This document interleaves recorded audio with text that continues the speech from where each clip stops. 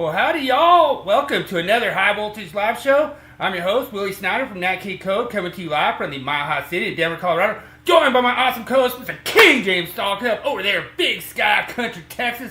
Giving an old hook 'em horns for the Mile High City. Old John is already up in the house. Welcome in, John. Awesome. Thanks for coming in, and we will bring everyone straight to the arguments in the 2026 tonight, and it's gonna be awesome. I'm either way it happens. Either I'm gonna get my public input to pass into the code book, or it's gonna get rejected. But we'll see. You know, I mean, I enjoy doing it. I thought it was pretty fun. At least we know now if it passes, then the outlet's installed. So, you know, that's the good thing. I think everything will look pretty good. How'd you like the new intro? Dude, that's nice, dude. I like it. I like the little countdown with get your popcorn. That's pretty cool. Get your code book and your popcorn. The champ. The champ is swarming around. He made it again tonight. I think y'all cheated me last week. Oh, man. Daniel had a lot of knowledge of Western movies, man. You met your match with Daniel, man. He was right up there. So tonight it's a really easy quiz. So What's it on? Seinfeld.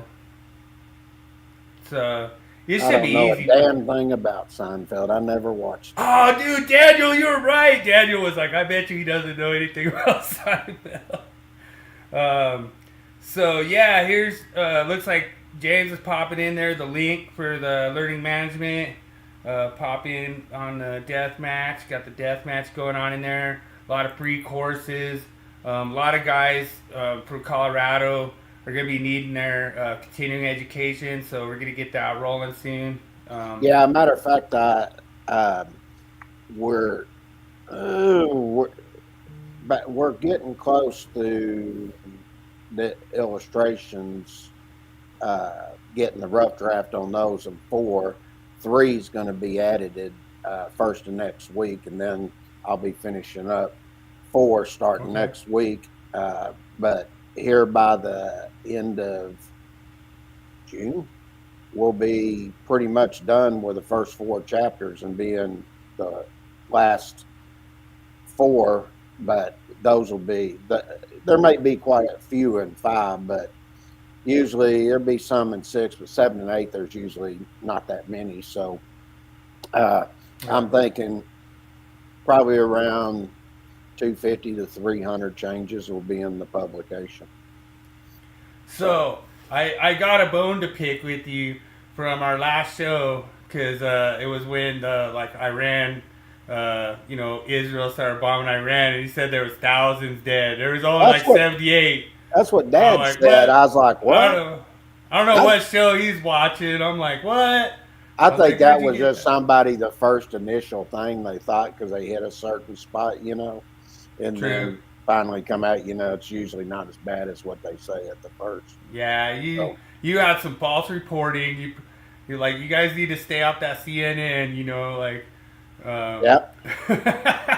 I don't know what he was watching when it come out. I was just shocked that they bombed them, but yeah, it's getting real over there. Shit. Yeah, I actually did a podcast about it last week, and it was pretty cool because I basically figured it all out. I solved it live on the show. Iran fucked around this much, and they found out this much.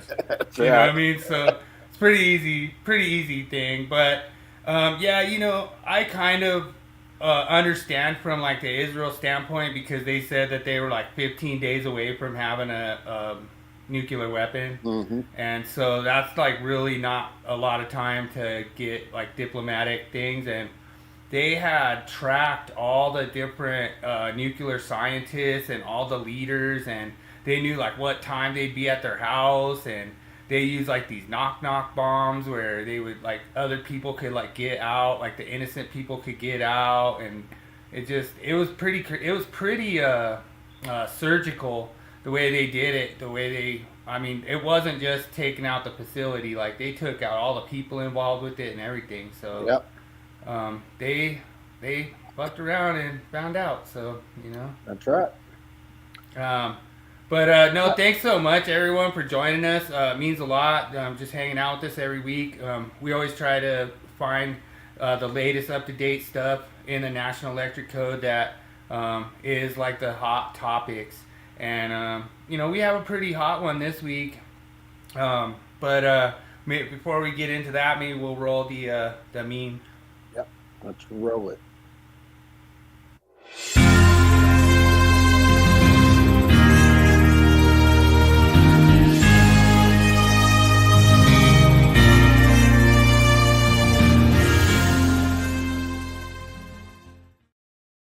So I thought that was really funny because we had a strike here on the grocery store, and they were gonna get like a 25-30 cent raise, and they said we're only giving that raise to journeyman clerks, and I guess you'd have to be there for 4 years, but like everyone was busting up laughing, like on all the groups, all the electrical groups, and they're like, oh man, all those times going to clerk school, all that 8,000 hours of clerking, so that we could get your clerk license to be a journeyman, but it was just really funny. And they were only getting like a restaurant raise or something, so I'm sure they don't have to like go to school or anything, but it's just really funny. A lot of apprentices that I work with come in here and see what we're doing, and so I'm hoping you guys have fun learning and just enjoy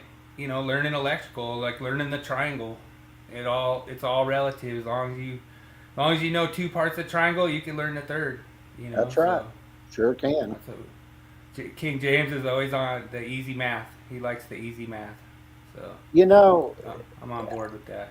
I found that funny because when I was doing the for the NEC Live, I was trying to think of the name of that thing. That was one of my big things was easy math, and how you do certain things, the way you look at it. A lot of people problems just right off the top of your head. It's just like I was doing taps, and I made a statement, and there goes, I never thought of it that way, but if you go read it all, it makes sense. But if you had a tap 10 foot or less, divide by 10.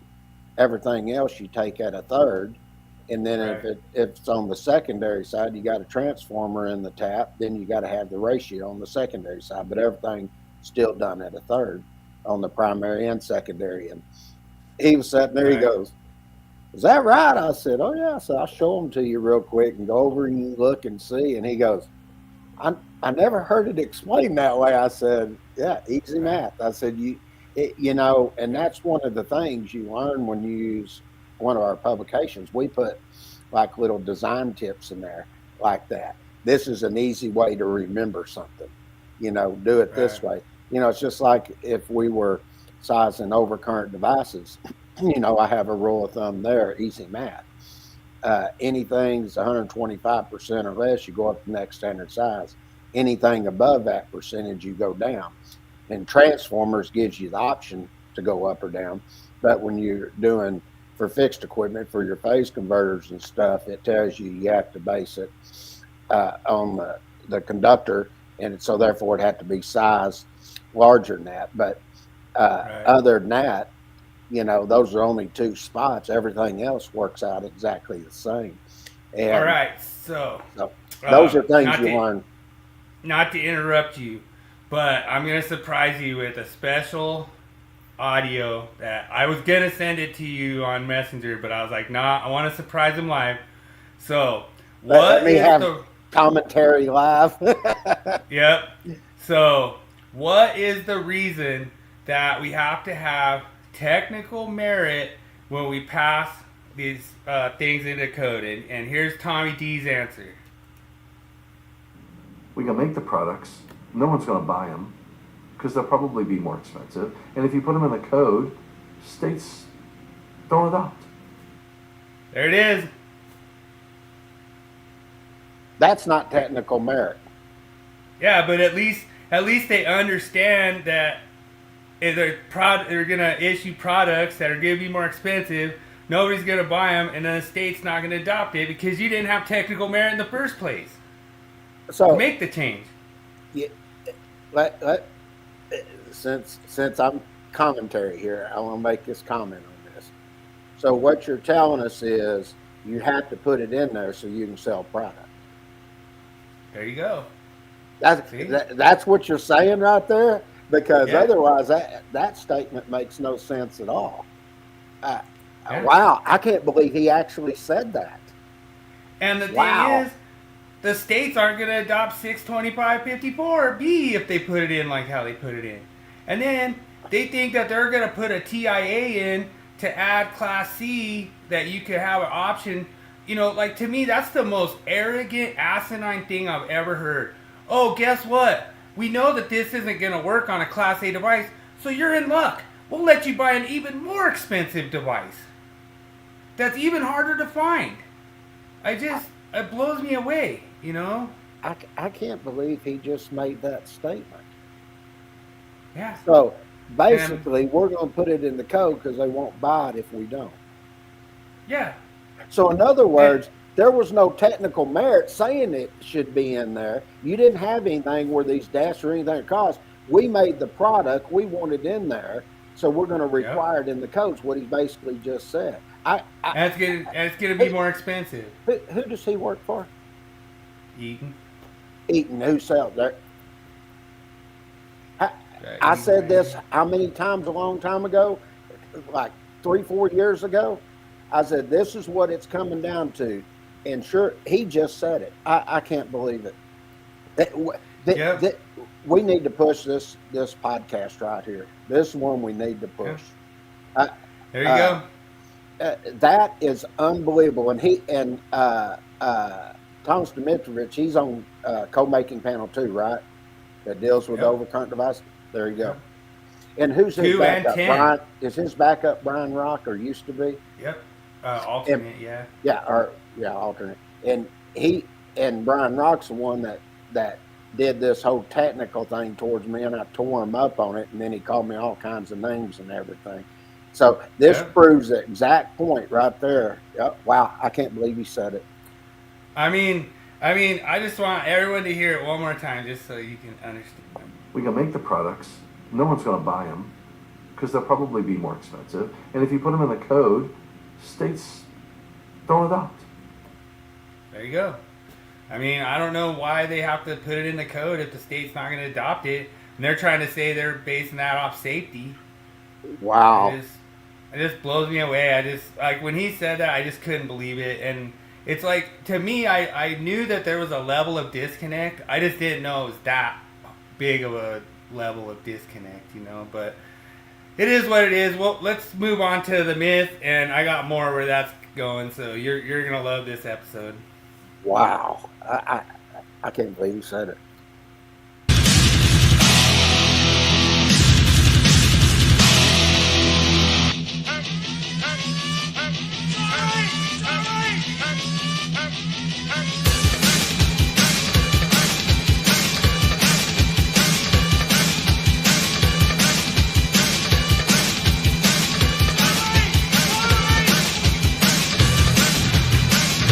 It's time for Myth of the Week.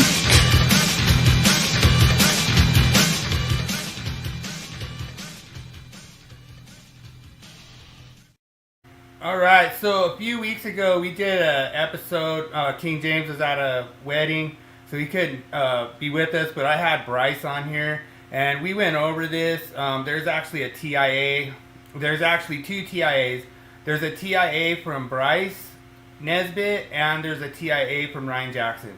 So the TIA from Ryan Jackson is to remove the word outlet so that it says you must provide a receptacle, not a receptacle outlet, because there is no non-locking 2-pole 3-wired grounding type receptacle outlet. It doesn't exist. That's not a product. And outlet does not have a rating of 125, 250, single phase, 20 amp, 30 amp, 50 amp, or 60 amp. So this myth is false. By this language, you don't have to provide anything. This is an unenforceable reference the way it's written. And what Bryce wanted to remove was non-locking. And I agree with Bryce. I think that's kind of stupid that it's the business of the code to say what style connector you connect your EVSE with. But it was kind of an interesting argument. It looks like they supported Ryan Jackson's cam, and I don't know for sure if they automatically have to take out support for Bryce Nesbitt's cam. Me and Bryce were talking, and we kind of hope that his will pass and Ryan's will pass, and they'll just know that they're not contradicting each other. That they're gonna say using just take out the word non-locking, because Bryce has some connectors that are locking that work way better. They're rated for continuous duty, all kinds of stuff that he had that was actually from the industry. And this reference is saying you can't use that, which I think is ridiculous. So that's kind of the little arguments that we're having with, I believe this is 62544. So I got some audio here. We're going to go ahead and play it. And I'm showing off a little bit of my bass too on here. So check it out.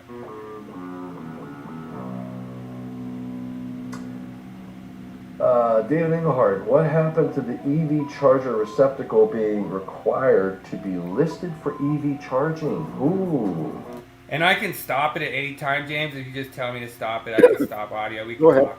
I got it. Okay, David. I'll tell you something on this one. So, Ryan Jackson brought it up, and what I love about this section. Here it is.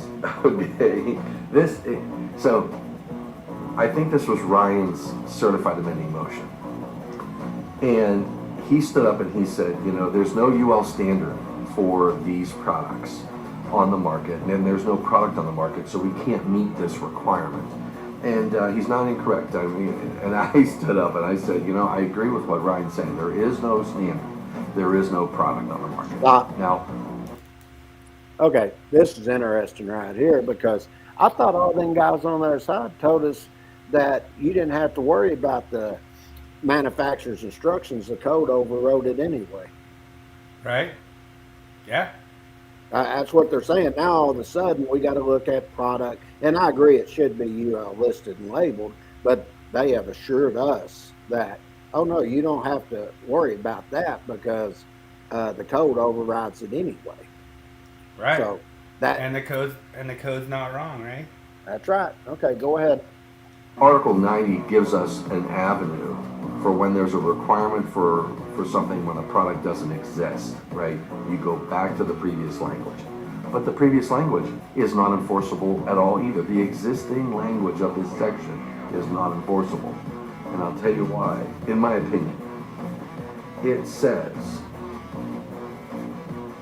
it says a non-locking 3-pole 4-wire grounding type receptacle outlet that's rated 125 to 250 volts. I've never seen a non-locking 3 or 4 pole receptacle outlet. I've seen a non-locking 3 or 4 pole receptacle. Like you just said, what happened to the EV charger receptacle being required to be listed for EV charging? Well, the requirement wasn't that the receptacle had to be listed. It was the EV charger, the EV receptacle outlet had to be listed, which makes no sense. But a receptacle resides, and I don't list an outlet that way. So the existing language, I know how we enforce it. I think what we do is we say, well, I know what the panel meant. Oh yeah, now you could say you know what the panel meant.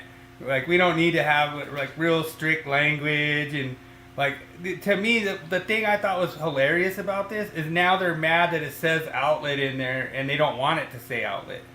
Because what is outlet in this, that's the reason I wanted to do this myth, it's a location. They're saying a location has to be rated. And that's not correct. Well, take it back just a little bit. And let it play. Rewind? Yeah, just a little bit.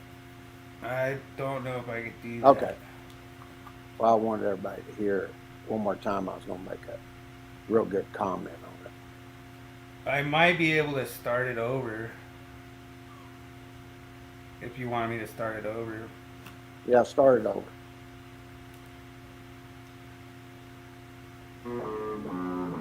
You just like my bass. That's all it is. That's it. David Engelhardt, what happened to the EV charger receptacle being required to be listed for EV charging? Ooh. Okay. David. So the one thing I want to add, just to let everyone know, and I believe Bryce was letting me know that these devices that are in the picture are the ones that are melting with EVSE. And a lot of this is getting bad rap too with this is that people are going and plugging these things in on like a 20 amp rated circuit, and then they're turning them up to like 40 amps. And so they're like melting devices. But I think the Leviton, I'm not sure exactly, I'm pretty sure it's Leviton that Bryce was talking about. They have these like quick connects. He says those have been known to melt with EVSE, so I just wanted to add that. Okay. I'll tell you something on this one. So Ryan Jackson brought it up,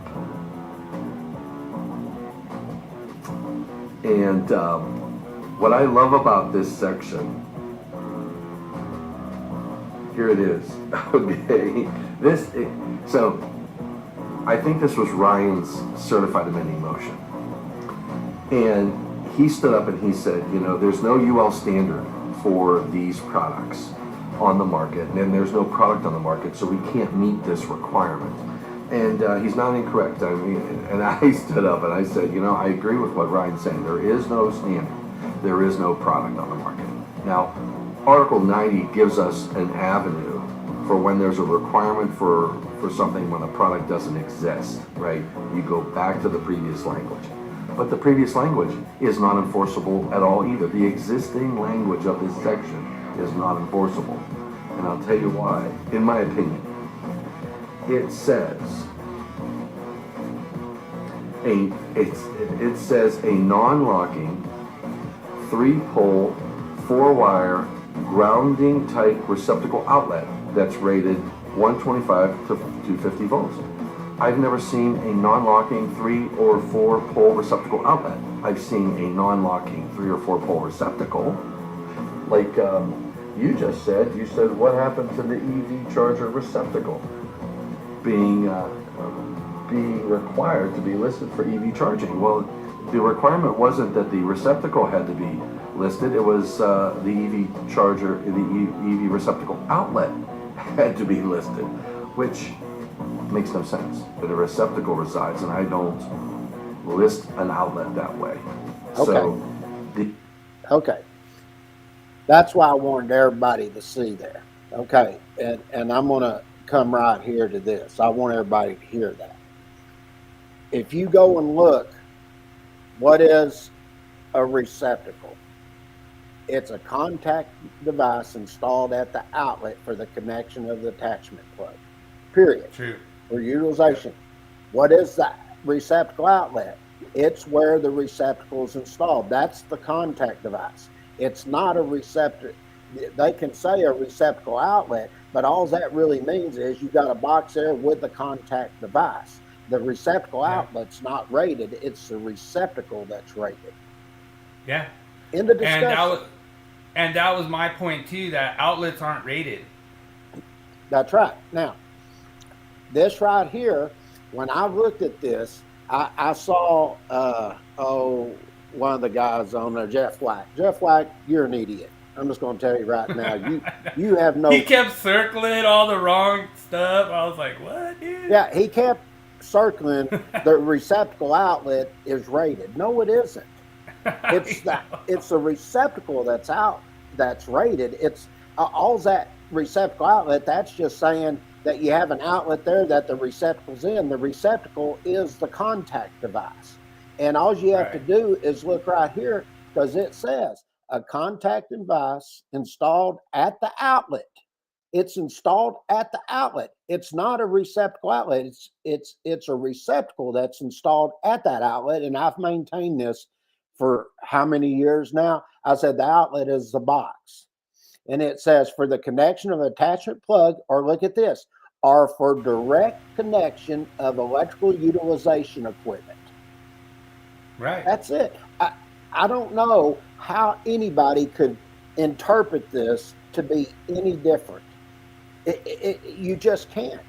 And so when you get over here and you're looking at 62544A and B, you got your portable equipment, then you got your fastened and placed equipment, it says receptacle outlet. And I don't mind it saying receptacle outlet, but anybody that knows how to decipher the code at a third grade level can read that the receptacle is a contact device. It's not a receptacle outlet that's rated, it's a receptacle that's rated.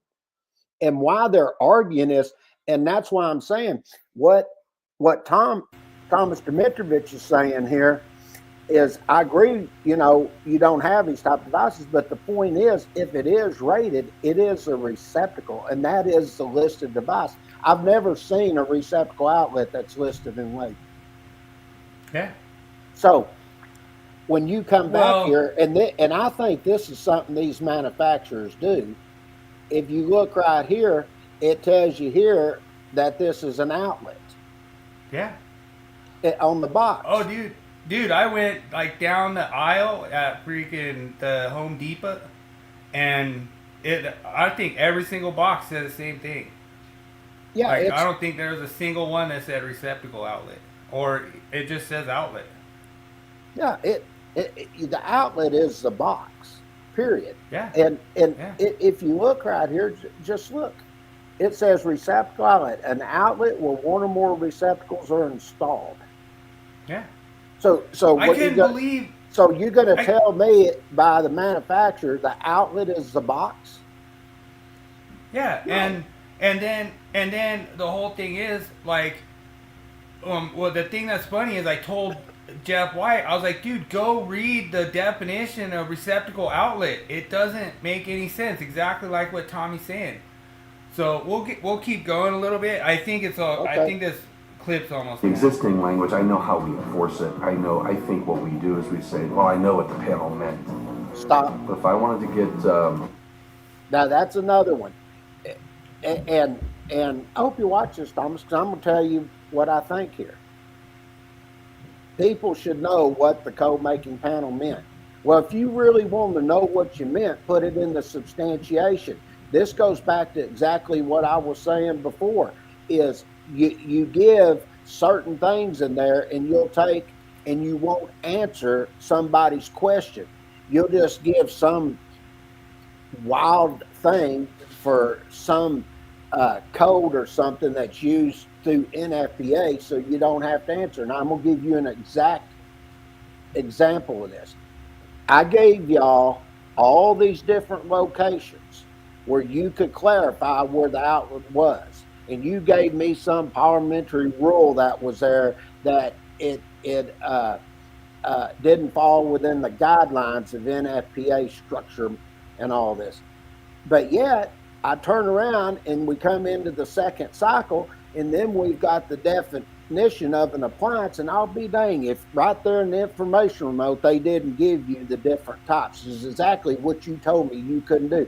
And the reason you put it in there, and all you co-making panel 2 members, I don't care if you're upset or not, that's why y'all gave me that parliamentary reason in there, because you didn't want to answer where that location was.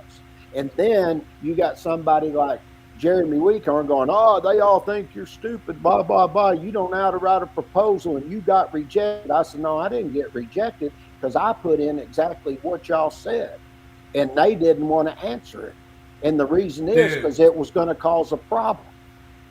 Dude, I freaking loved your public comment on 62554. because you said it exactly like you said, hardwired outlet, everything. And it was rejected. Why did they reject that? Because they don't want to say hardwired outlet. They don't want to say that. They want it to be really vague. You know, just like me going, proposing, I was like telling the apprentices at work, I was like, yeah, then I go propose for individual branch circuit to add outlet, and they say, oh no, that's limited to one outlet. Then you go, oh okay, let's go freaking change it to outlet or outlets. And then they're like, no, it can't connect to more than one outlet.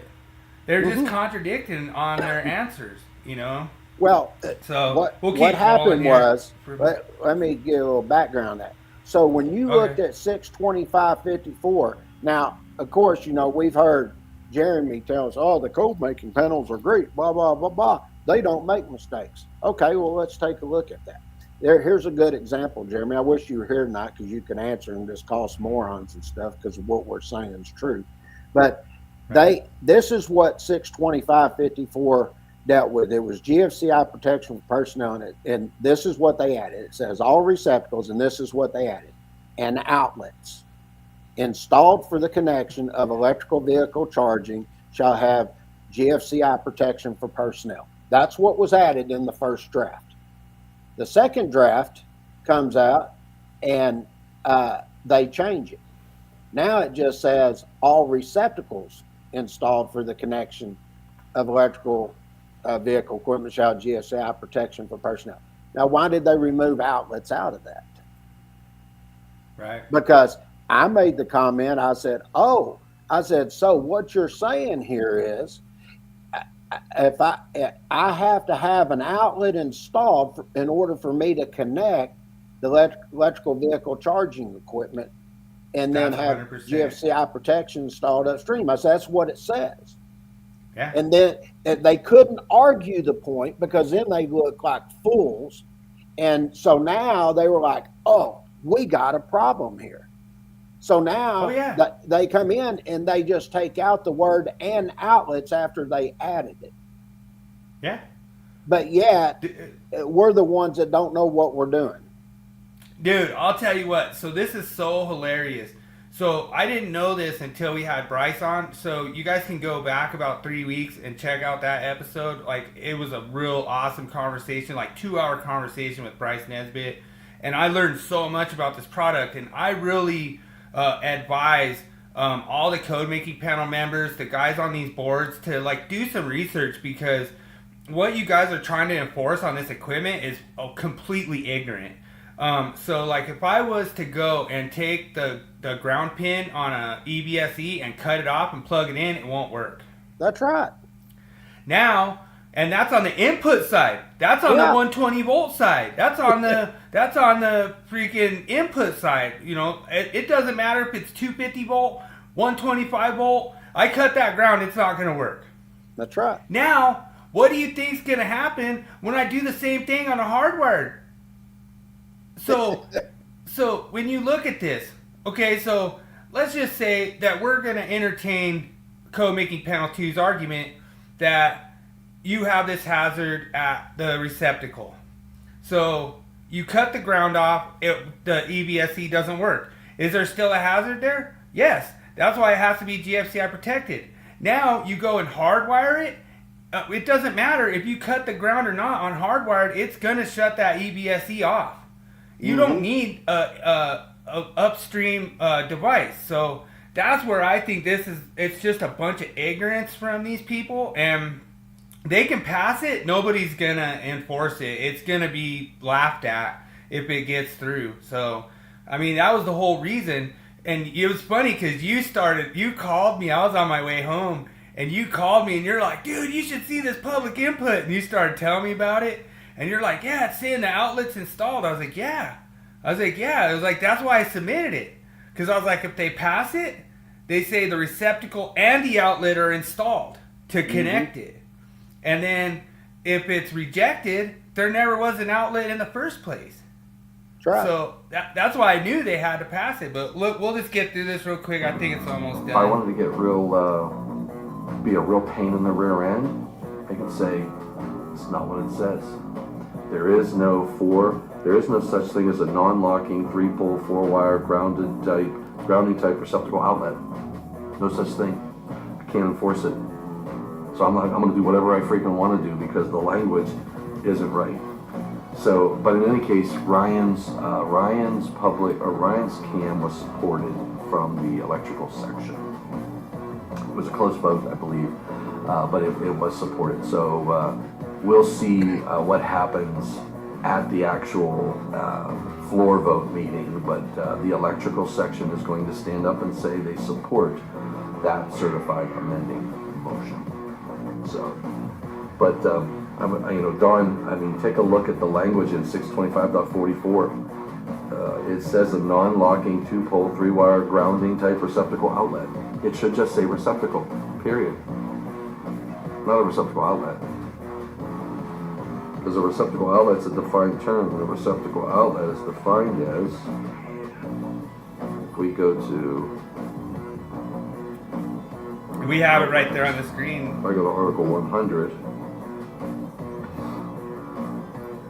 and the receptacle outlet is an outlet where one or more receptacles are installed. So when I say I have to have a 4-pole receptacle outlet, it's an outlet. I don't have that. It's an outlet. It should have just said receptacle. Period. Wow. Anyway. So that's it. That's over.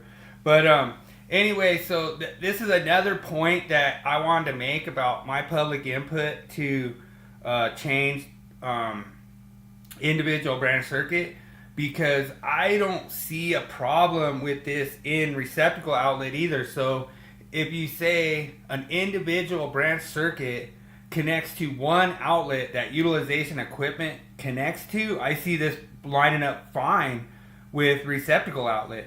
So it says an outlet where one or more receptacles are installed. Well, if it's an individual branch circuit, you can only install one receptacle outlet on that circuit. Like that's where I seen it not being a problem. I thought it lined up with a lot of different sections. But well, I one of the things I find interesting on it all is if you go up and we'll just say you go look at yeah. But see, if you go look at a branch circuit, it says the circuit conductors between the final overcurrent protection device protecting the circuit and the outlets. Yeah. One outlet or more than one outlet. So that goes back to what I say. The outlet is where you set the box. Yeah. Okay. And just to prove this. And it's a location that you could say there's the location.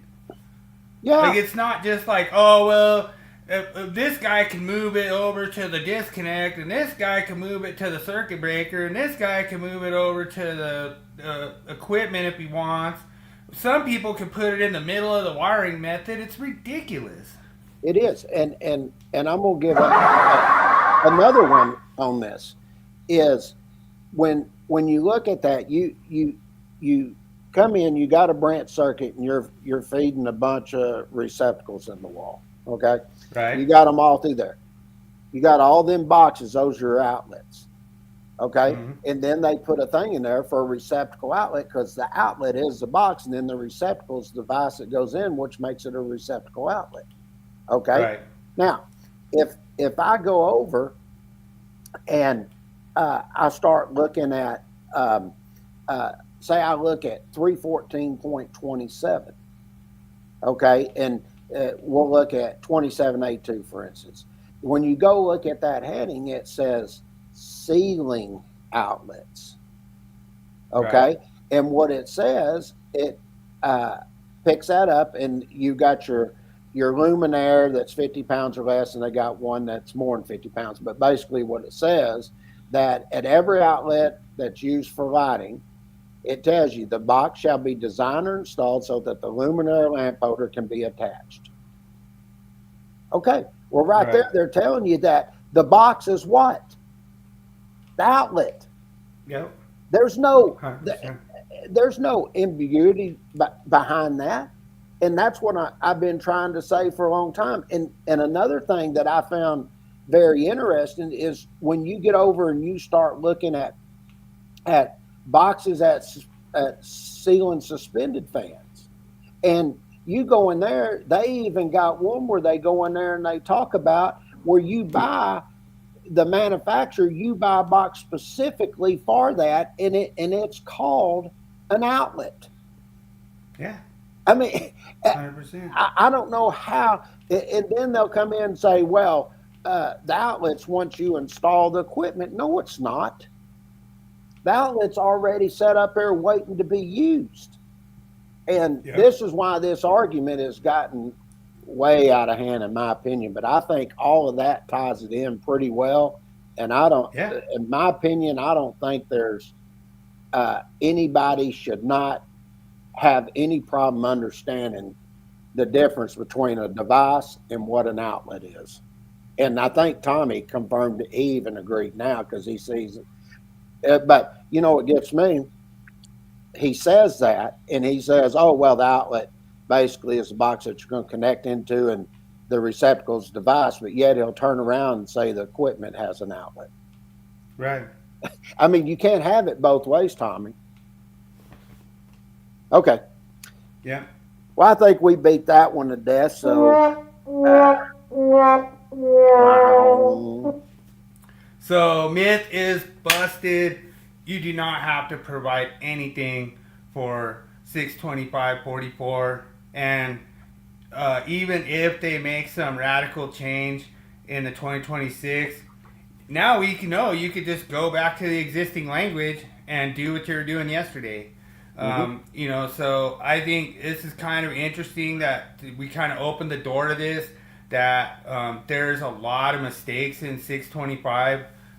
There wasn't a big microscope on it until we came in and started like shedding light. Like, I thought about it today and it kind of blew my mind. They proposed to change the definition of outlet for the first time in 100 years because of us. Sure they did. You know, like, that's funny. I mean, I was like, what? Like, everything was perfectly fine with the definition of outlet until we came along and started saying, nah, that ain't an outlet. Then next thing you know, they want to change it to make them right. I'll say this. As long as I've been doing it, nobody that I ever come across ever said there was an outlet at utilization equipment until you had Ryan Jackson, Michael, Jeremy, Brian Rock, all these guys. They come in and started trying to twist the code around to meet what they think the meaning is and all that. And nobody ever thought any of this before till these specific guys, you know, this group that's out there started pushing this, and that was all done over an electrical code discussion. That is 100% fact. So, dude, now Daniel has forced me to have freaking circus music on my freaking sound box now, so I will have to make sure I have that for you, Daniel, in case we need to use it in the future, and then I could give myself a yeah. But no, so that's awesome. Myth is busted. Appreciate you putting that through. I knew that you would love it when I came across it. I was like, oh, this is perfect. Because it just goes to show how what we've been saying the whole time. They're picking and choosing. They're saying, well, you know, like, you should just kind of understand how what these guys are trying to say on this. You know, like, we don't have to be really strict on the language, you know, because we know what they mean. We know that they mean a receptacle device. We know that they don't mean a receptacle outlet. But then we put pressure on this whole outlet thing, saying it doesn't. It's a place. It's a location. It is. Like, when you look at it as the definition of receptacle outlet, like, you cannot put. Now, see, that's another thing that's weird. I think that they actually opened up the fact. I believe you can install a receptacle without an outlet. I think that it's possible. I think that they could make a device that's listed and labeled to be installed without an outlet. I don't think you always have to have an outlet. And if you look at in 210.20, and 21021, 21019, they say that they don't mention the outlet. No. They only mention the receptacle for the rating. So That's right. if they made a device that was listed to just be installed in a wall without an outlet, I think it's perfectly fine. I do too. Like so, and then if it's on an individual branch circuit, it doesn't have to connect to an outlet either. So, that's the whole thing that I think we kind of opened up with this. And to me, it just cracked me up because they called King James out and said his teaching was the worst ever and all this stuff, and that they were going to pass all this stuff in 2026 to prove that he doesn't know what he's talking about. And what happened? They all got rejected.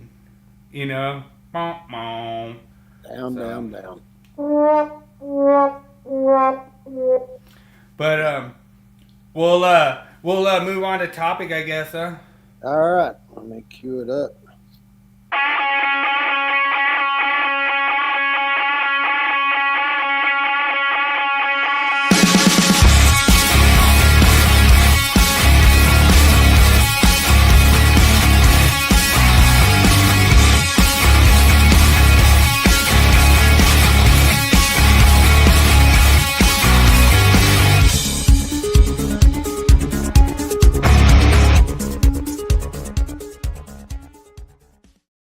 Yeah, I wanted to tell you though, King James, I did take like my podcast mobile. We actually did a Super Bowl party, and it was cool because since I had my laptop and I wasn't live, I was able to just go in like Daniel, like, oh hey dude, play circus music. Then I was able to just download it, put it in my machine real quick, and just start playing it. So, but I will have it on hand. I'll have to have the circus music. Then, like anytime we talk about Paul or Ryan or Mike or anybody, I'll just have it on cue. We'll just sort of do. That's right. I think that's freaking hilarious as hell. Well, I will tell everybody, I think by the time September gets here, we'll be wrapping up about 250 to 300 changes that everybody can go back and look at and see what took place and what we're doing. Now, as we left off last week, we were in Article 305, and I said, we'll spend 2 weeks going through the rest of it because we did a lot of stuff here. But just to refresh my memory, this medium voltage, wasn't it? Well, in the code, we call it high voltage. It's over 1,000 volts and AC and 1,500 volts DC. Okay. And what I like to point out is when you look at 305.14b, this is where it gets in, and it talks about raceways parallel to framing members and furring strips, and you'll see where it sets back 1.25 inches, and then when you're having to protect it, and all of that, you got your plate and all that. It's exactly the same as if I'm looking in I think it's 300.4b in for 1,000 volts or less. Okay. Yeah, and see, I kind of agree with Bryce Nesbitt. He was saying we're trying to make this code like better and more modern and more futuristic, but I just don't see you really doing this. Like, I don't see you putting like a 13,000 volt cable in a wall. I mean, maybe, I don't either. I mean, I don't know where you're putting it, but yeah, they did cover everything here just in case. Okay. And you got the same thing where you got your raceways or boxes are installed in or under your metal corrugated roof decking, and you'll see you still have the 1.5 inches that's there. You pretty much just have exactly the same type of requirements here, and they're just basically telling you where it's subject to physical damage. You got to protect it. So you're getting. I just don't see this being. I don't either. Applied, man. Like, no, we put it. We did it just like we would normally do anything else, and this is where you're installed in a shallow groove. I damn sure don't see that. No, hell no. But it's just weird. I don't know. It's just. But this is where did they run into this before? I don't know. I think when I was looking, I told Dad, I said, I don't think we have to ever do this, but what I tried to do to give everybody an idea, I tried to do ones where I showed it like in a commercial building or an Right. industrial facility or something like that. So I damn sure didn't want to show it in a house. So Dude, even in industrial, like the thing is, like I could say if I'm just like speaking out my rear end, like some of these other guys do on their podcast. To me, honestly, like I've been out there done medium voltage before. Usually, what you do is you bring it in a tray, in that's right. industrial. You bring it in a tray. You hit a transformer. Like a lot of times, you step it down like 3 different times. Like you'll take it from like 13.8 to like 4160. Then you'll bring it over to another transformer. Take it from 4160 to 480. Then you'll take it from 483 phase down to 120. Usually Mm-hmm. you'll do the 120 inside the control building, but none of those cables, none of the medium voltage cables, like there's no reason it needs to travel through any structure like that. That's weird. I know. Like I don't know, I don't get it. That's bizarre. Well, there's a bunch of it in here. I was amazed when I saw it. And then if it's direct buried, they got the earth movement requirements in here, how they're to be arranged to prevent damage and all of that. So you got all that information there. And Yeah, I mean, I guess that could be more relevant. The underground's more likely. that could be. But Yeah. here they get in where they're talking about protection against corrosion and deterioration, and where you got your ferrous metal equipment. And then they get down and they talk about where it's protected from corrosion, where it's solely done by enamel. Then you got your organic coatings on boxes and cabinets, and then where it's in concrete or in direct contact, where they're pretty much the same exact things, just different sections, taking you back and forth. Then they talk about the aluminum metal equipment, your non-metallic equipment, where it's exposed to sunlight or has chemical exposure. Same type of requirements when you're looking at 1,000 volts or less. And then they talk about where it's at indoor locations. So, Right. I mean, you look at this, and I mean, you can get into all of this and look at it, but just you're pretty much picking up almost identical language that's in Article 300, and then Right. where raceways are exposed to different temperatures, and it talks about sealing and expansion and all of that. This now, I feel this needs to be in there, because Yeah. I can see where this could cause a problem, especially where you got different temperatures. And I could see that, it like I could see them trying to like bring some of the people like into the code realm that are like in the utility side that don't think that they're applicable to the NEC. yeah, but the You know, thing that is, makes sense. it was already there.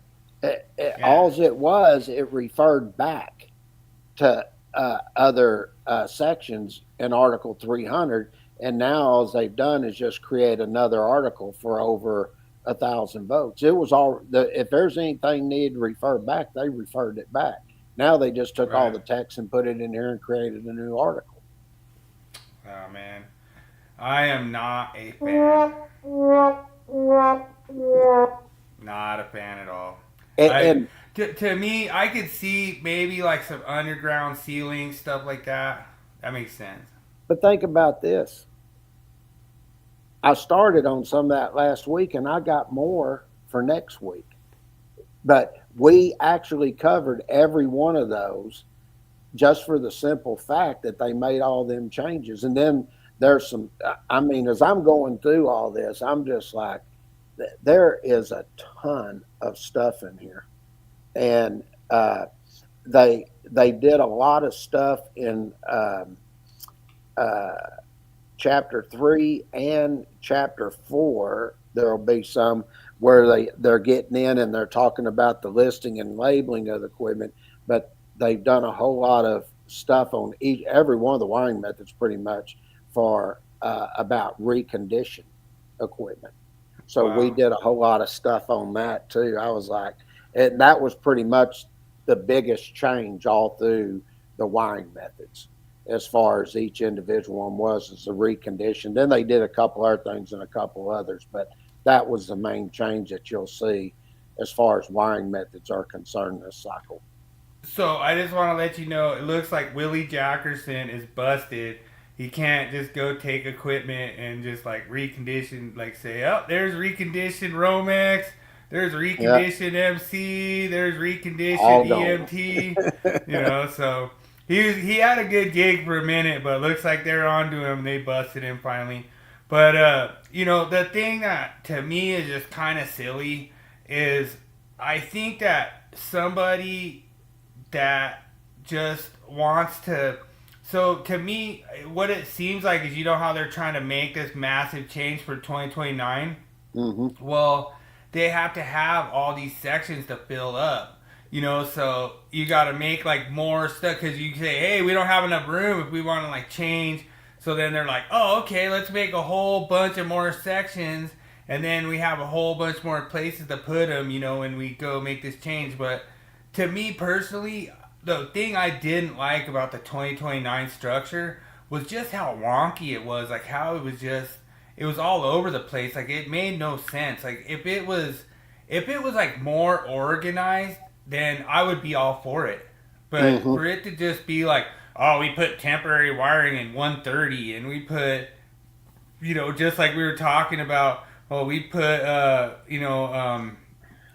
feeder calculation in 120 or whatever that was. I can't remember. That was Article 220 that dealt with the branch circuit Oh, right. feeder and Yeah, service.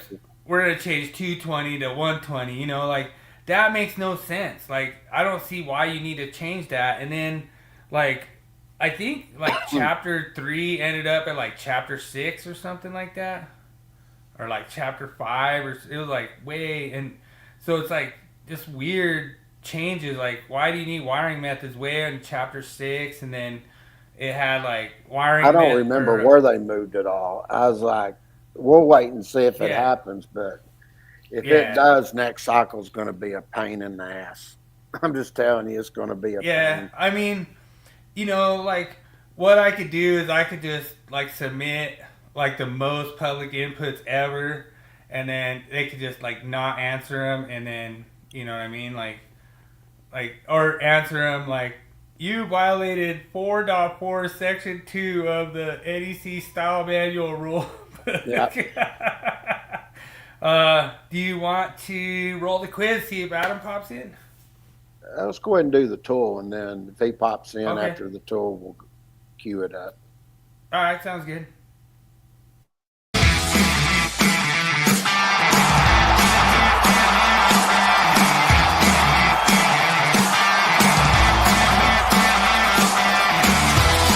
It's time for Tool Review of the Week.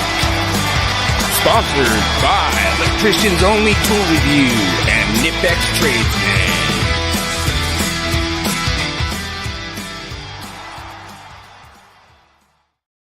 All right, so last week I said I would find a competitor that compares to Milwaukee for the headlamp, and this one is the Coast.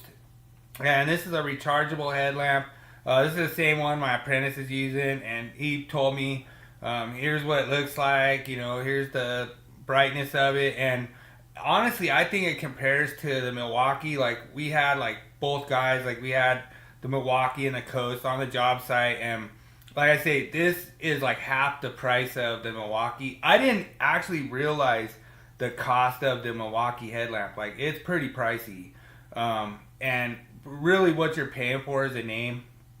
So this, for like the Coast, the lumens, it has 4 settings, I believe. It has low, medium, high, and turbo. So he actually showed me what the turbo looked like. It was pretty turbo. It's pretty cool. But he said, like, if you have it on turbo for a long time, then you have to charge it.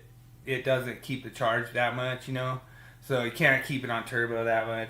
But you know, that was the only negative thing I saw. But it is a rechargeable, so it's kind of nice. And like I say, when you're an electrician, the last thing you want is to be in the dark, and it happens a lot. We had just the other day, we had a big rainstorm come through the job site, and all the rain's just pouring in on all our temps, and all the overhead lighting's starting to trip, you know. And of course, we have all our receptacle outlets on GFCI protection, you know.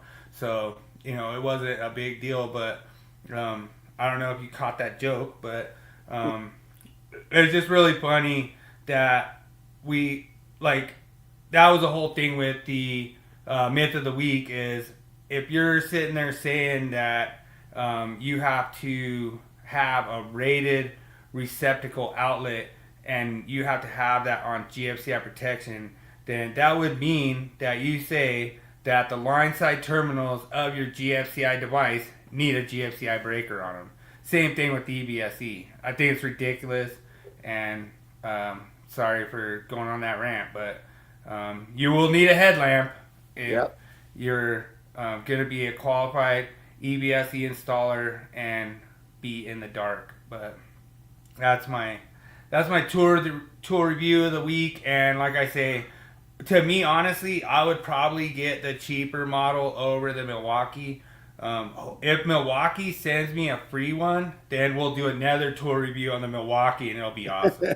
But I just do a little shameless plug for in case Milwaukee wants to send me one. It's all good. Like, cool. I'll say the coast sucks, and then go have to do something different. But all right, we'll go to Willie. Yeah, we'll go to Willie Quiz. All right, let's cue it up.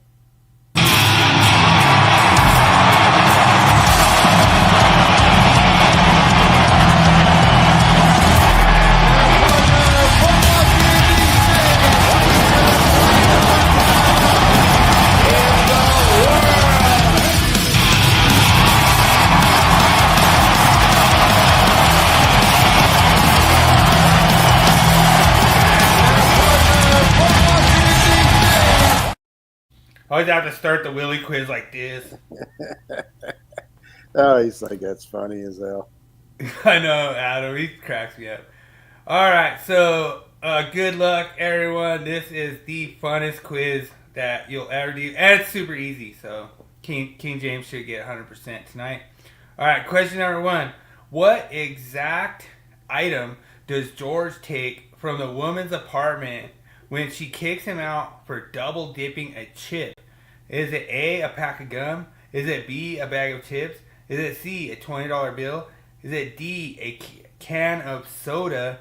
Or is it E, a rare magazine? Good luck, everyone.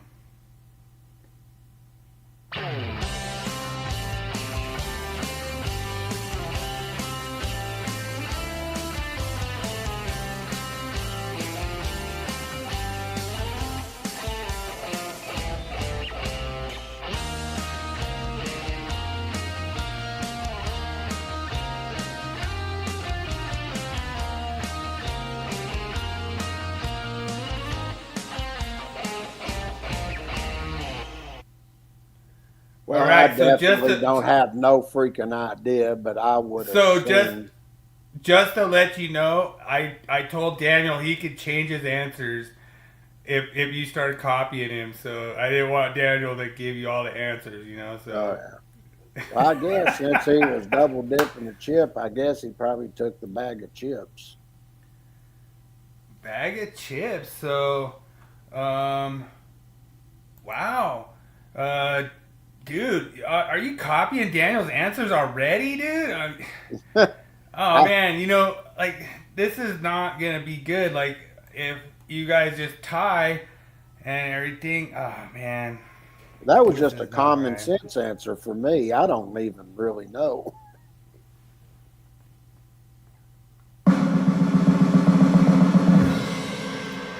Answer is C, a $20 bill he took. So, oh man, we have 2 incorrect answers to start the game. So awesome. What is the real first name of the character only referred to as Newman? It looks like my E answer didn't come in, because the E answer was his name was never mentioned. So, We have A, Barry, B, Norman, C, Francis, D, Fred, or E, his name was never mentioned. Good luck, everyone.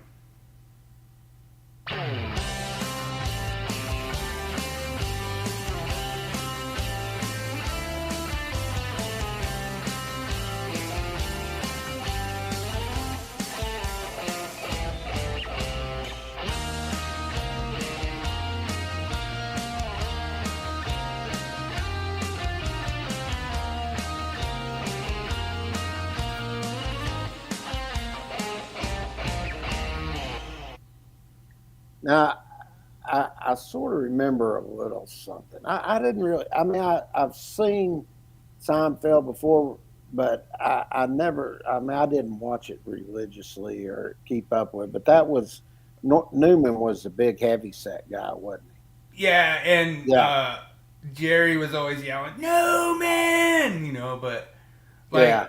I think there was a part where they possibly mentioned his first name.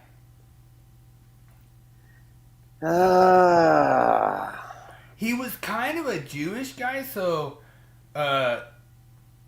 looks like Daniel's going A, Barry. See, I remember something. But like Norman, when I first heard it, I wanted to say Francis, but that was like when I first heard it. Like that's the one I was going to first because what was I thought the one where they said his first name finally was that Norman was in Cheers, wasn't it? Yeah. I think that's right because I remember somebody used to say Francis and he hated it. Maybe that could be. I'm gonna go with C. C.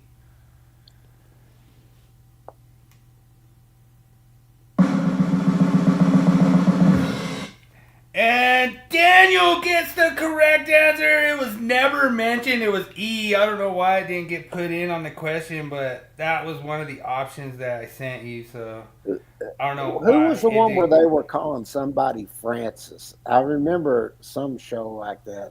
Oh, wasn't that Cliff from Cheers?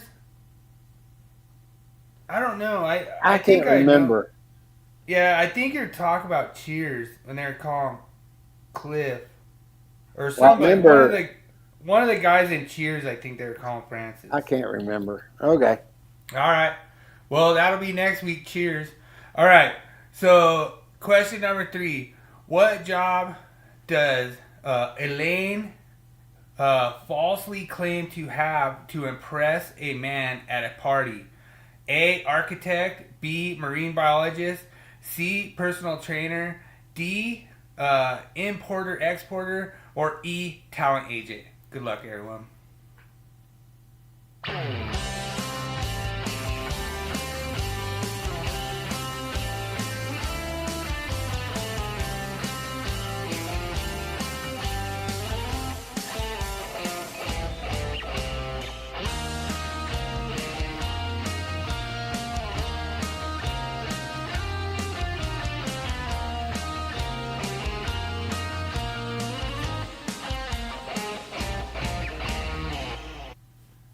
I really like how Daniel's like being really careful not to let you copy his answers.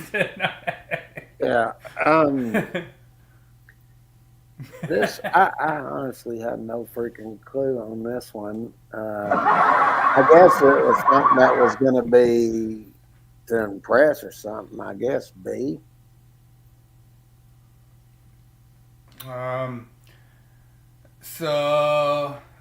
Let's see. Daniel comes up with E. Is that E? Yeah. Talent agent. E. Oh, John Waite's going importer, exporter. Dude, that's a good one, John, because that's what she does as like her business. Like, oh, really? So I think, yeah, I don't think she tries to like impress people with that.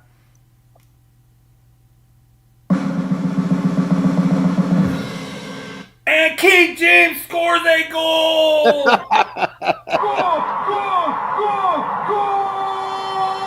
We have a tie game with 3 down. Daniel won. King James won. What an awesome match we have going now. And well, at least I got one right. Because Yeah. I'm guessing everyone. and so the funny part about it was like she's sitting there telling this guy that she's a marine biologist, and like all her friends are sitting there like, dude, like why are you saying that? What if you have to like rescue a dolphin? Or, and I think they actually do. I think they had like some kind of emergency, and she had to like go like rescue a dolphin, and she had no idea what was going on, and that was Really? the whole joke. Yeah. So It they just were sounded "Oh, like hey." that'd be one that would impress somebody.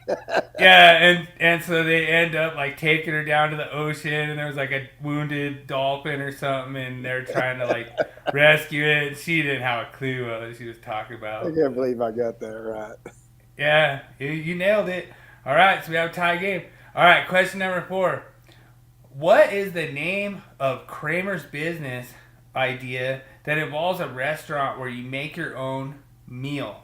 Is it A, cook it yourself, B, Kramer's Kitchen, C, make it and take it, D, the make your own pizza place, or E, you pick it kitchen? Good luck, everyone.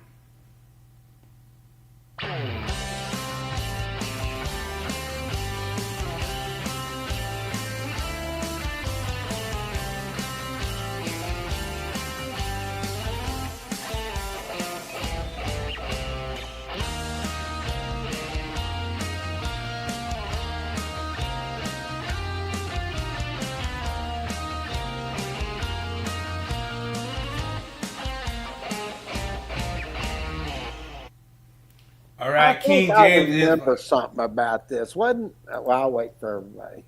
like That's King what I James was wants to gonna go with. King James wants to copy right now, so Wasn't that looks the like part about the pizza Nazi or something like that they had on there? well, it's a soup Nazi. Soup Nazi. Okay, that's the one. Yeah, it I has remember- nothing to do with pizza.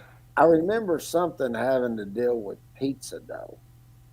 I'm Yeah, gonna go I with mean- D also because that was my first instinct. I remember something about pizza. They were talking that they had like little memes about it. All right. So I'll go D on this one. You're all correct. We have a two-way tie, and John Wow. scores a goal tonight.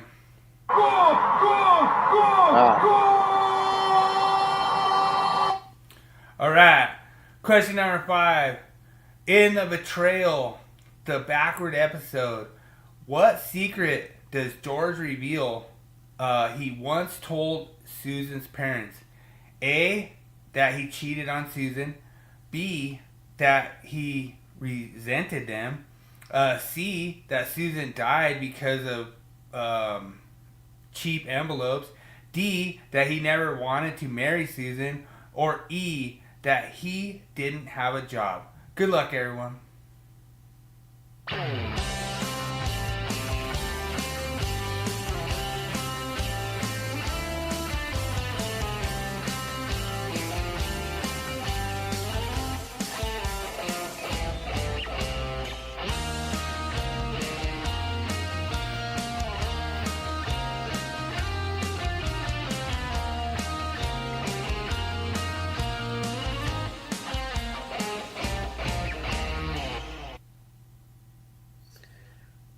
This is interesting because I'm not 100% sure, but I'm just trying to think of something that they made.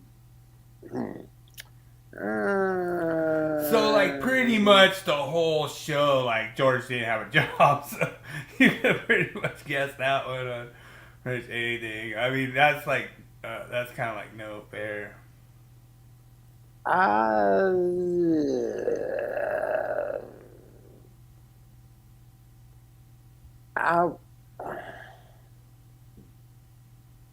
To be honest, I'm not 100% sure on this.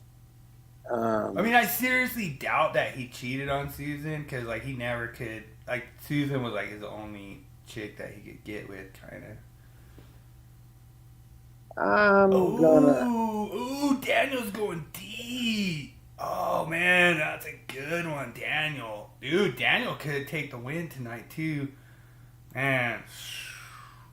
Yeah, he never did want to marry Susan. Like, that's true. So, you know, But- I don't know. I don't know that he confessed that, though. This is Maybe- a tough one. This is a tough one. I'm trying to go through and think about what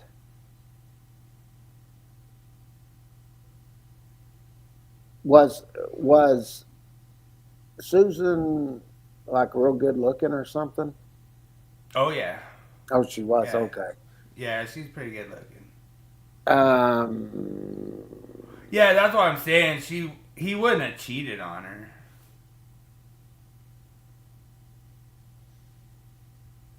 see, that's the first one I went with, but I never watched the show. Well, we're gonna tie you. Or which one did? Maybe. I don't know. Like, I don't. There could have been behind the scenes. What did things. Daniel It's like- go with? Daniel went with D. He never wanted to marry Susan. That's a pretty good answer, though, because he didn't. He literally was like, oh, crap. Like, she was like, you're going to propose, and then he proposed, and then he's like, oh, crap, I got to marry, you know. And then, Okay, I'm gonna go Um, against him, so we won't have a tie tonight. So I'll go Okay. that he cheated on Susan. That was my first one. All righty.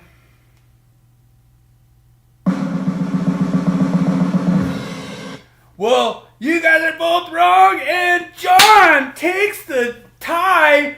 So now we have to go to a three-way tiebreaker. It was that he used cheap envelopes. Well, he says cheap stamps. Cheap envelopes. That was his first answer.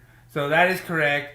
It was cheap envelopes. So what happened was she was mailing out the wedding invitations, and he used cheap envelopes, and the cheap envelopes had some kind of like slight poison in it, and it killed her. God. So she died from cheap envelopes.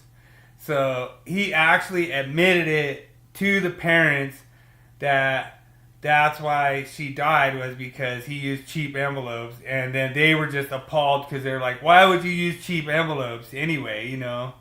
And so it was kind of a little twist. But congratulations, John takes the tie, three-way tie. We are going to the tiebreaker round right now. So, Frank Costanza, George Costanza's dad, invented a fake holiday called Festivus. What was the reason that he made the fake holiday Festivus celebrated around Christmas? Or around Thanksgiving, like Black Friday, around Christmas. So now I sort of remember that was that older guy. I sort of remember him on there. Yeah? And so he created a fake holiday. And what was the fake holiday created for? No, what was the reason he called? So the whole family had to celebrate Festivus. And what was the reason that they had to do that? What was the reason for him making Festivus? Oh, shit. What? So was Festivus because of some other holiday he didn't agree with? Is that what you're saying? No, it's supposed to align with Christmas, kind of. Okay. But he created it kind of because of Christmas. Like, so Daniel, he kind of explains it that he didn't like the commercialization of Christmas. Okay. That's not 100% accurate. Like, he didn't like that, but that's not why he made Festivus. There's a specific event that happened why he made Festivus. What is that event? So something that happened to him, why he created Festivus? Yep. Oh, golly. And so John saying to get out of giving gifts. That's pretty good, John. That's a pretty good answer. It's the closest without going over. So far, I would say Daniel's kind of the closest without going over. But What was his answer? he said he didn't like the commercialization of Christmas, which is kind of correct, but that's not the event that actually led him to create Festivus. There was an actual event. There was an event that happened that he basically said, no, I'm making this new holiday and all my family has to celebrate it. And what was that event? Oh, so it had to be something that's pinpointed towards him. Not really. How Not really about- towards him. Well, if everybody had to celebrate it, he'd want something to celebrate. How about somebody's birthday?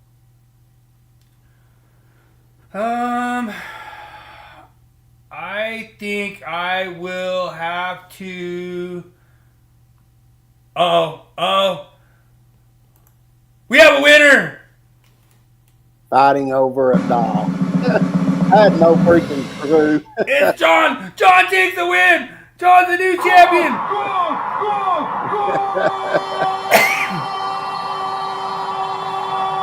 John takes the win. John wins it. That's Fighting what it over a was. doll. Yeah, he was at the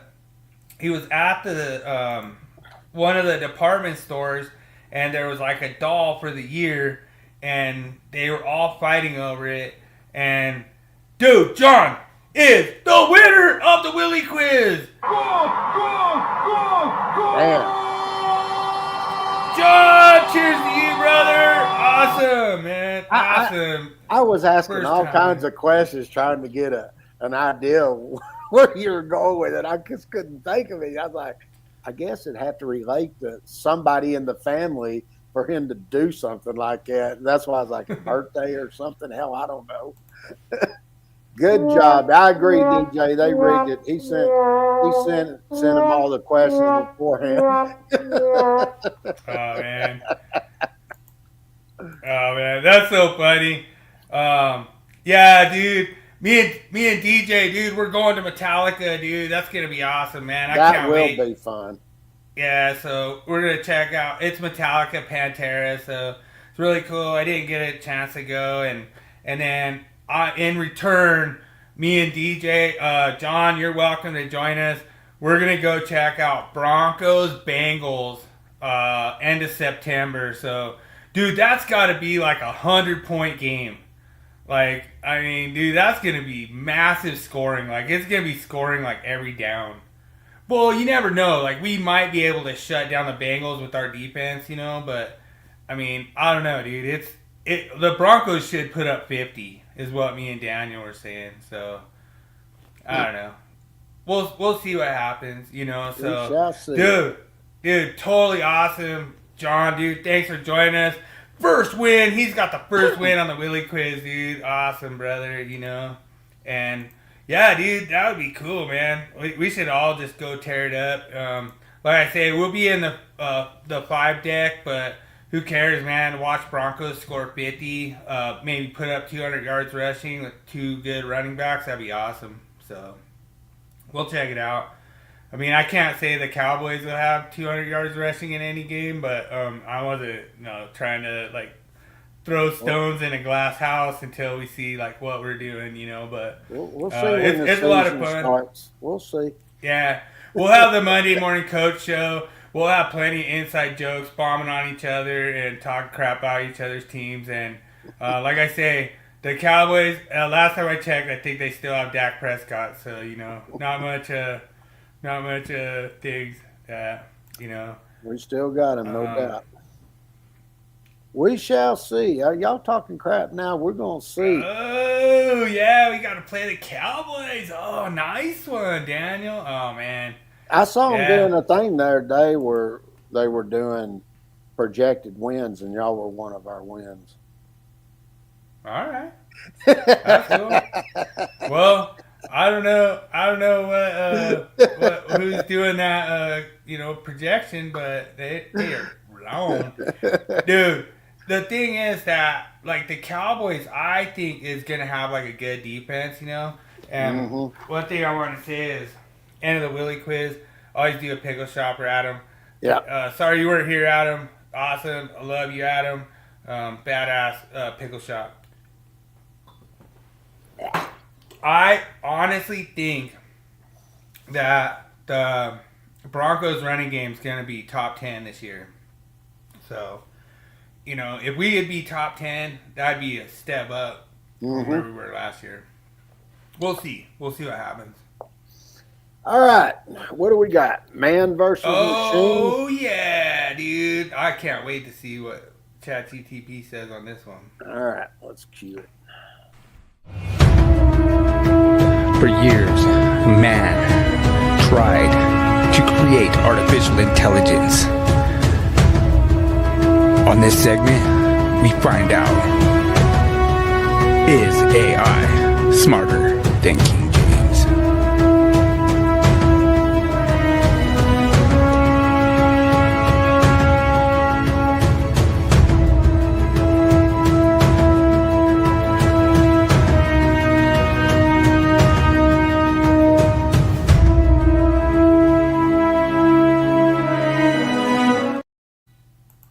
Oh, man. Dude, you have an awesome week, John. You too, dude. brother. Thanks so much.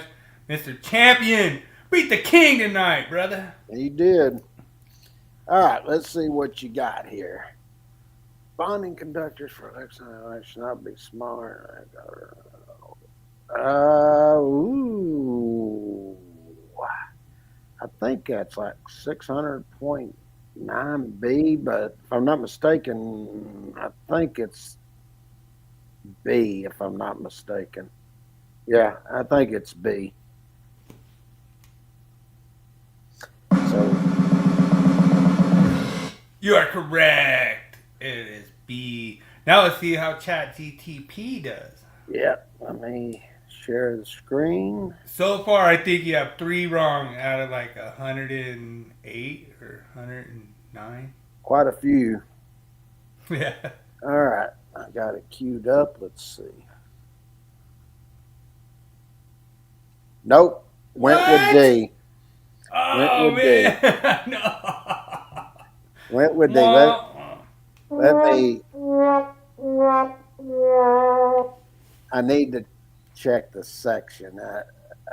I think I'm right, but I could be wrong. Electric signs, outline lighting. I believe you're correct. I think it's in 600. Oh, it's in 600. I know that. We have a publication on it. That's why I know that for a fact. I just don't remember. I think I'm on the right section. I said 609B. Let's see. Go over here and find it. Yeah, it's a little bit in there. Could be 10, possibly.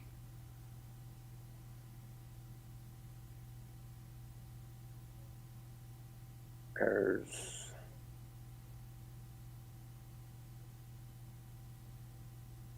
I thought it was like further back a little bit in there, but it's not a big section, so I was wrong. It's 600.7B7.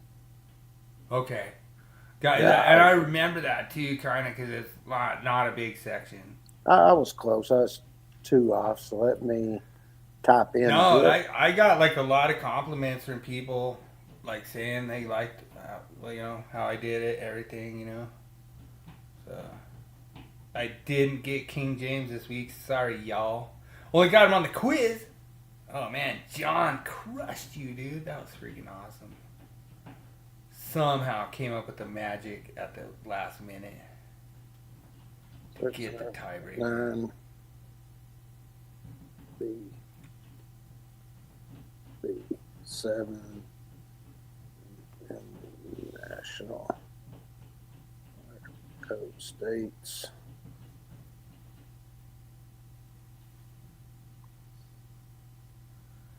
I didn't even correct ChatGTP because there's a couple times I corrected it and then got it right on the show. So, want to make sure I didn't correct it. So, once again, the king is victorious. That's right, baby. Nothing to it. All right. Yeah, dude, that's awesome. It means a lot to try to kind of expose some of this artificial intelligence because I don't understand what the problem is with, like, it's not really learning. Like, it's like, okay, cool, you ask it a question, it'll get the right answer. Then you go back, you ask it the same question again, it'll get it wrong. Right. And I don't understand why. I don't understand why it doesn't just keep getting the same answer over and over and over like a million times in a row. Like, for some reason it thinks like, oh man, I answered right and they didn't like it. Now I have to answer wrong. I don't know. I don't know if that's what it is. It doesn't make sense to me, but man prevails over machine tonight. So that's awesome. That's right. That's all I care about. Once again. So, dude, everyone knows that you do these questions like ad lib, that I'm just giving them to you like I'm sneaking them in, and you're just answering them on the fly. So, big props to you. Only 3 wrong. Everyone has video documentation live that King James didn't have to open the code book or nothing, and he answered them right off the top of his head. So, you truly are a badass, bro. So, I want to give you props on that. You know, like, that's hard for people to do, to remember all that. Like, I guarantee you, I remember I talked to you a couple times before where I was like, yeah, man, if you switched it around and you put me on the hot seat, I don't think I'd get it. You know, I wouldn't get as many right. So, you know. It's hard to remember everything, and some of them you ask. I mean, I had thought about any of that crap and freaking forever. I'm trying to do like X-rays and stuff like that, and like right. I try to get you, but you know, the whole thing is like you're a good sport and it's really fun. Like, just like this whole episode, like, you didn't know anything about it. Daniel picked it. Daniel got a bunch wrong too. So, you know, it was just really fun that we were able to just hang out as a crew, just as people, as tradespeople, and just hang out, talk code, and talk about. To me, honestly, I think what they're doing in 625 is really bad. Like, I just think it's stupid. What I think they're doing is, I think they're like messing up the whole process, because they're just saying, nope, we're the only ones in the whole industry that are correct on how to have electrical safety, you know? To me, I think that's arrogance. I think that's disrespectful. I think it's wrong. I think it's misdirected. I think they need to take a step back and accept some of these listing and labeling agencies and some of these other people that are paid to do this. These people are paid to test this equipment and say this is safe for consumers, and here now code making panel 2 is like, yeah, only if it's installed on a GFCI. That's the stupidest thing I ever heard. It is. You know, it's like saying, oh, well, like, EVSE is the smartest GFCI you'll ever get. Like, it'll tell you anything wrong with the circuit on the incoming power. This is the incoming power. If you cut one of the hots, it shuts off. You cut one of the grounds, it shuts off. You run a neutral to it, you cut the neutral, it shuts off. Like, not one single thing you could do to the integrity of the input coming into this EVSE, it shuts off. If somebody hits it, then, you know, we got GFCI on that. No, it shuts off. It defaults to off. That equipment defaults to off. So for you to say that you're making this safer by putting a GFCI on it is the most ignorant statement I could ever see. I agree. You know, it's so stupid. I just pissing me off. All right, let's go over to the wall of shame, I guess. Yep, last one, brother. Shame. Shame. Shame. Shame. Shame. Shame. Shame.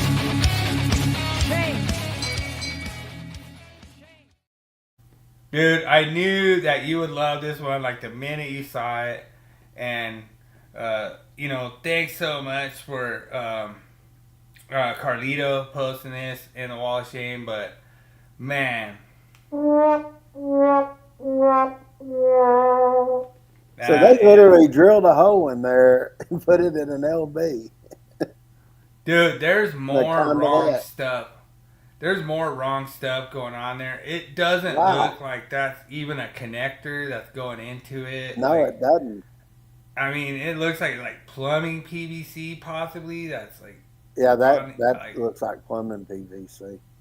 I mean, it's just like, I don't know. I did not know what they were doing there, and I was like, whoa. And Wow. it's funny, like everyone says, "Oh man, my LB had a baby," you know. Man, that's like your LB has a leech.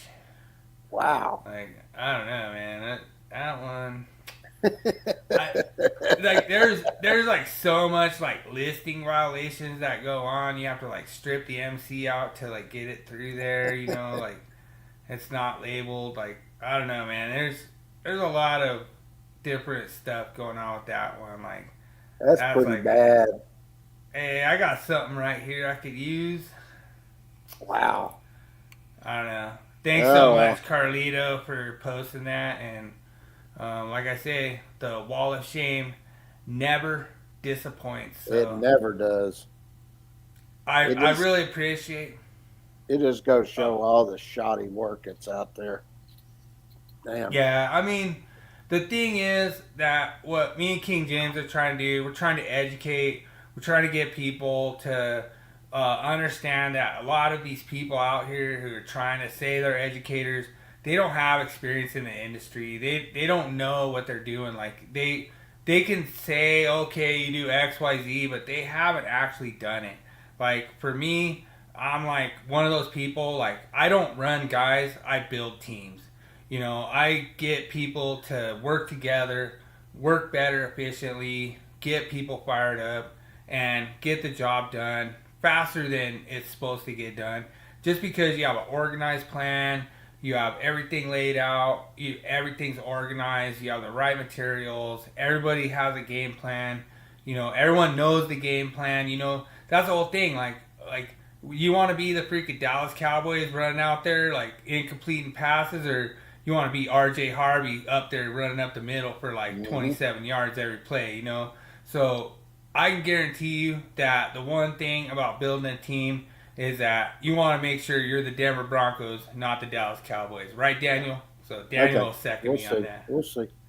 Come All right. October, we'll see. Yeah.